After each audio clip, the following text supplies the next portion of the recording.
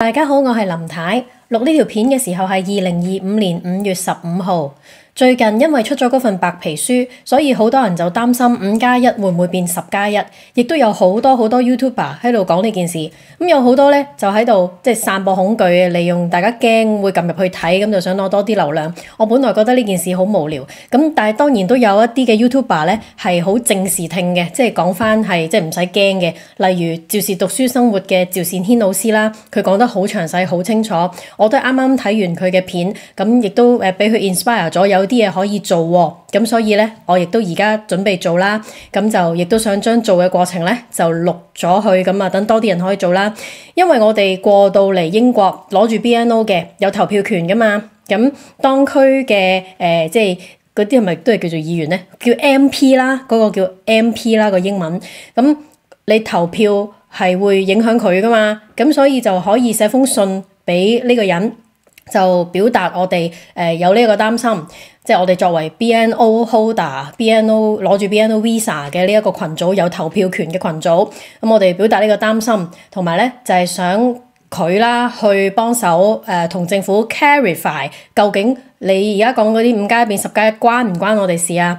我個人咧就覺得就係其實就真係唔使驚嘅，尤其是已經嚟咗嗰班，使乜驚咧？即係冇咁兒戲嘅。如果你話係仲未嚟嘅、未申請嘅，咁當然即係其實任何政策都可以隨時取消噶啦。咁成個 BNO Visa 都可以取消咗噶嘛，亦都可以之後會延長噶嘛。咁呢個係冇得講噶喎。如果係之後嘅事，但係已經嚟咗嘅人，咁就唔會咁兒戲噶嘛。已經係申請咗啦，過埋嚟添啦，喺度住緊啦。咁我本身就係覺得唔需要咁即係花咁多時間去擔心呢件事啊。即係已經嚟咗嘅朋友係咯。咁但係如果話要做啲咩嘢咧，就真係可以叫個當區議員去寫信咯。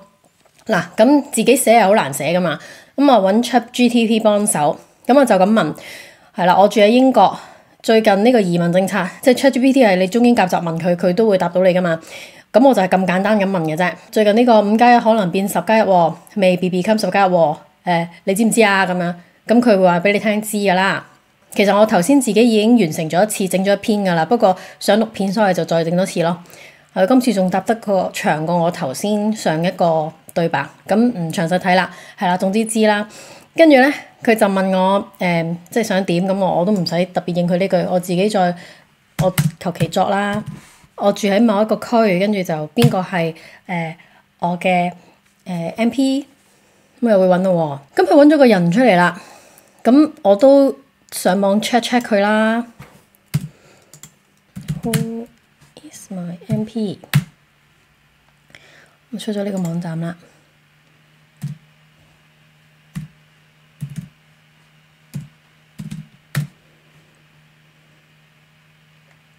double check 咗個人名啱，咁應該就冇錯啦。好啦 ，confirm 咗呢個人係啱嘅之後，跟住就叫咯喎。